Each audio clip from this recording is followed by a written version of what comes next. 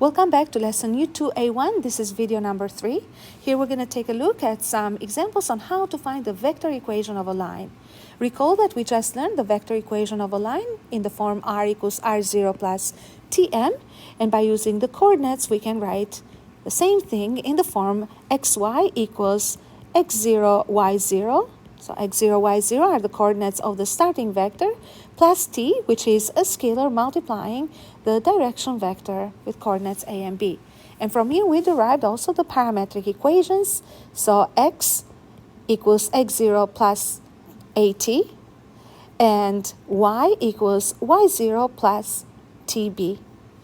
So remember that whenever we draw the line, we can do this in two different ways. So far, we have drawn the line by when we were given 2 points. And we connected the 2 points, and that will give us the unique position of the line, just by knowing the 2 points, right? So by using vectors, we draw a line by using 2 vectors instead. The vectors are what we call vectors r0, or the starting vector, and some other vector r. And by connecting the heads of 2 vectors, then we'll be able to draw the line as required. So this would be a unique position of the line. Another way of drawing the line that we have seen in the past is by knowing a point and the direction of it. So the point and the stop. So similar to this, by using vector equations, we use a starting point. Instead of the starting point, we use a vector or a starting vector r0, and instead of the slope or for direction, we use the direction vector. So in this way, we will know that the line must pass through the head of vector r0 and follow the direction of vector m. So this can uniquely again identify the location of the line.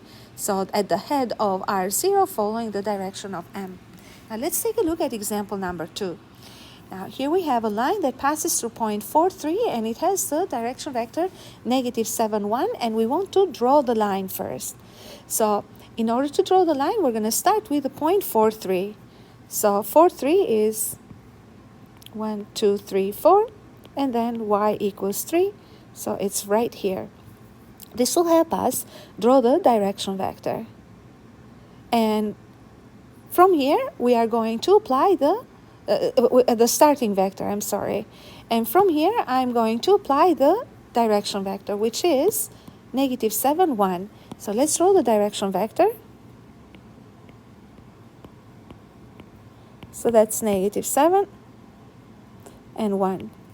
So the direction vector will go this way around.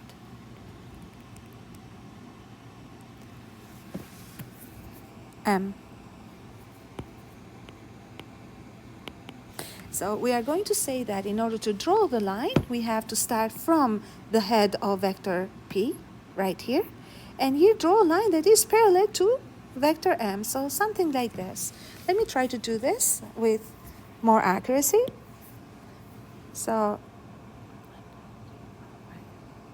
we're going to stop somewhere in here. Let me draw the line straight.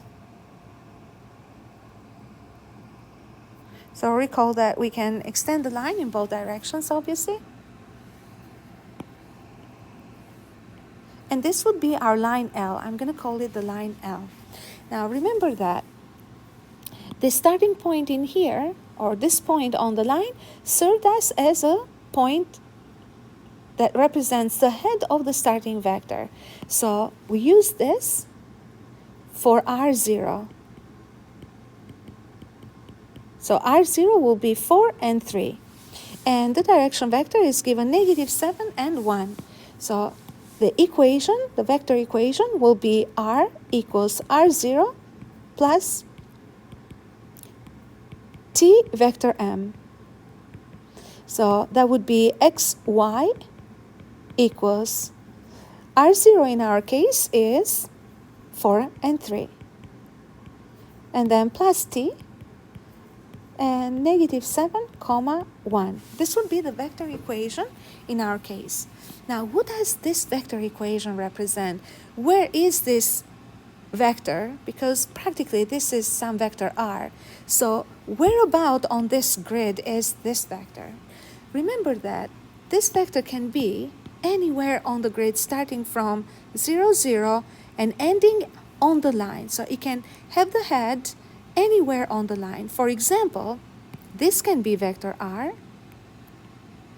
This can also be vector r. This can also be vector r, right? And just by knowing these two vectors r and r0, we will know exactly where to draw the line, okay? And that's why we say that this equation sufficiently and uniquely describes the line, okay? So if the vector, for example, that we considered will finish right here, so 4, 5, 6, 7, so for example right here, then we would say this vector r would be equal to r0 plus exactly vector m. So I've added just one m in here. So this particular vector r here will be equal to r0 plus 1 vector m. If I took this vector a little bit further, the vector r further, because I choose a different point on the same line, then this vector would be equal to r0 and then plus this vector here, which will be probably 1.2 vector m, right? So it doesn't matter how far we extend or how far we go on the line as long as we pick a point on the line. So moving on to the next part of the question, we have to find the parametric equations. So x equals 4 minus 70 and y equals 3 plus 1t. So, and that is simply by identifying or getting the coordinates according to the equations given. And sorry, the bell went off, and I am going to continue the next tutorial in a bit. Thank you for watching. Sorry for the bell.